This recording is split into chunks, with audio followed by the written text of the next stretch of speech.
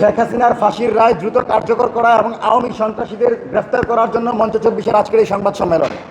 আমরা মনে করি ১৬ বছর যারা জুলুম নির্যাতনের মাধ্যমে বাংলাদেশের জনগণকে এক্সট্রিম রোলার চালিয়ে বাংলাদেশের জনগণকে থামিয়ে রেখেছিল, যারা গুম খুনের রাজত্ব কায়েম করেছিল, তারা এবং তাদের পৃষ্ঠপোষকরা বাংলাদেশে বিচারের আগে কোনোভাবে রাজনীতি করতে পারবে না। এবং এই বিচার শুরু হবে শেখ হাসিনাকে ফাঁসির দড়িতে ঝুলানোর মাধ্যমে। শেখ হাসিনাকে যেদিন ফাঁসির দড়িতে ঝুলানো হবে সেদিন আওয়ামী লীগের বিচারের প্রথম ধাপ শুরু হবে। এবং আমরা লক্ষ্য করছি বিভিন্ন জায়গায় সন্ত্রাসী সংগঠন আওয়ামী লীগের মিছিল শুরু হয়েছে। নিষিদ্ধ সংগঠনের কোনো নেতাকর্মী বাংলাদেশে মিছিল করবে, মিটিং করবে, আর এই সরকার যথাযথভাবে ফাংশন করবে, এটা সম্ভব না।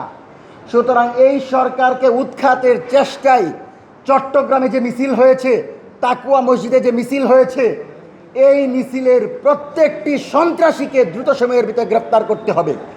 এবং এই ধরনের মিছিলের নেতৃত্ব দেয়া লতিফ সিদ্দিকী, সাবের হোসেন চৌধুরী এবং আনিস আলমগীরকে দ্রুত সময়ের ভিতর গ্রেফতারের দাবি জানিয়েছে মঞ্চ ২৪। এবং আমরা আমাদের এই জায়গা থেকে মনে করছি এই সরকারকে টিকে থাকতে হলে, জনগণের বিপুল ভোটে নির্বাচিত তারেক রহমানের সরকারকে টিকে থাকতে হলে ১/১১ কুশীলব, মিডিয়া মাফিয়া, প্রথম আলো এবং ডেইলি স্টারের সম্পাদককে গ্রেফতার করে বিচারের মুখোমুখি করতে হবে।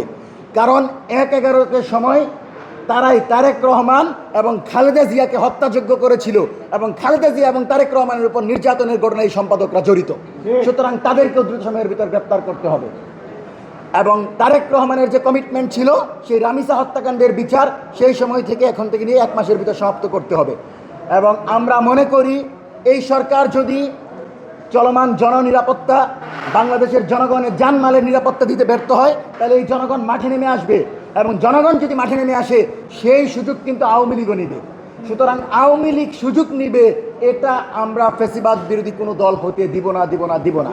এবং এটা যেন না হয় সেজন্য সরকারি দলকে জনগণের ম্যান্ডেট, জনগণের জনরায়ের পক্ষে চলতে হবে, জনগণের দাবি মেনে চলতে হবে।